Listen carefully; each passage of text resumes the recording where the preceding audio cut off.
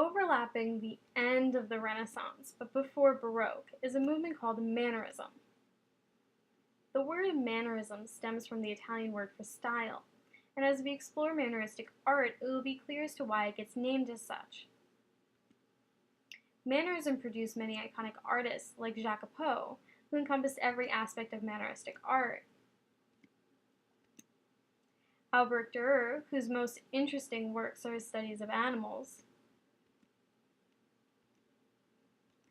Bosch is well known for his chaotically organized paintings. And Caterina being one of the few female artists of the time. What we're really going to be looking on or focusing on is once again a comparison of Giotto's Madonna and Child, Raphael's Madonna and Child, and a Manneristic artist, Parmigianino's Madonna and Child.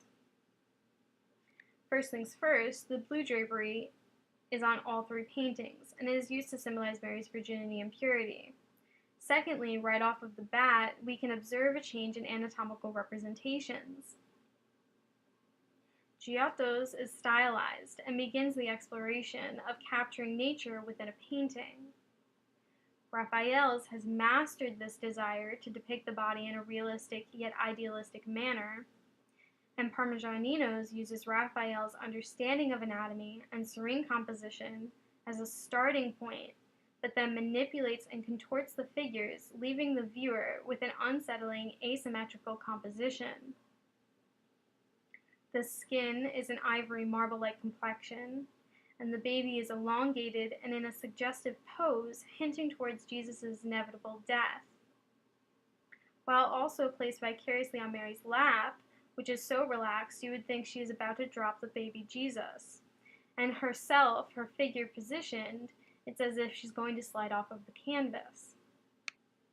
If we look closer, we can also see a sculpture of St. Jerome, painted in the lower right corner. His scale in relation to the other figures is significantly downsized. In fact, all of the figures are scaled separately from one another, Mary being the largest. If we move over to the clustered angels and actually look at the one angel's foot, we see another typical Manneristic action, and that's to paint the figures standing on their toes as if they are floating. This creates more tension for the onlooker.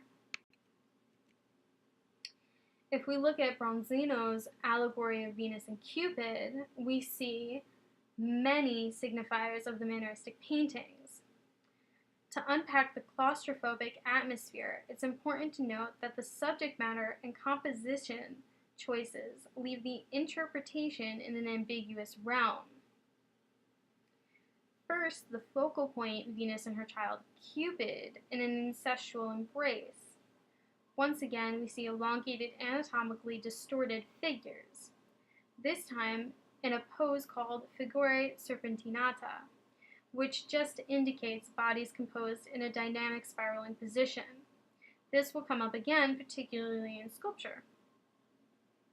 The skin is colored in an ivory marble tone again, and Cupid's posture is in an effeminate posture, giving off more of an eroticism for the already suggestive painting. Now above them is Kouros, or the Roman Titan of time, indicated by his wings and hourglass oddly placed at his shoulders.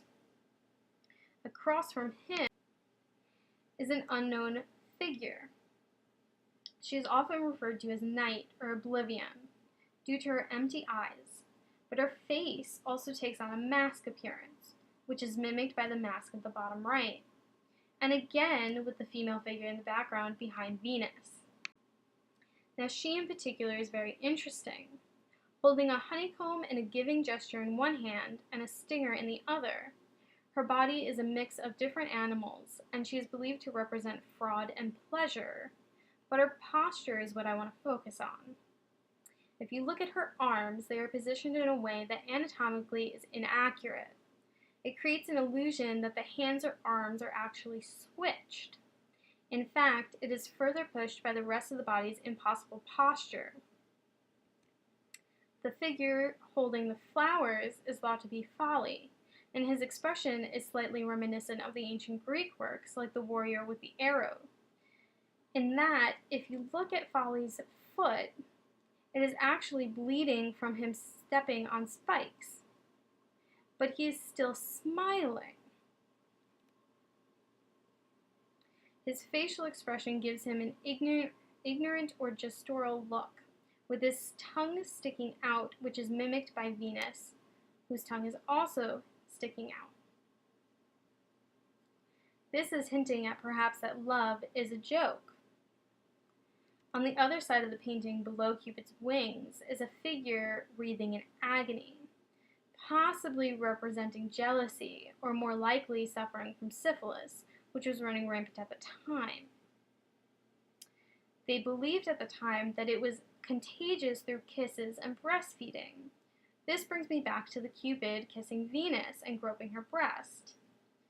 The painting could be a warning of the disease, but it's more likely a representation of the stages of love collapsing down, like the blue drapery to reveal its true nature.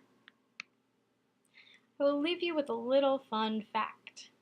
If you look at Cupid's foot, it's actually been taken, if you know of Monty Python, Terry Gilliam uses that foot in his animation.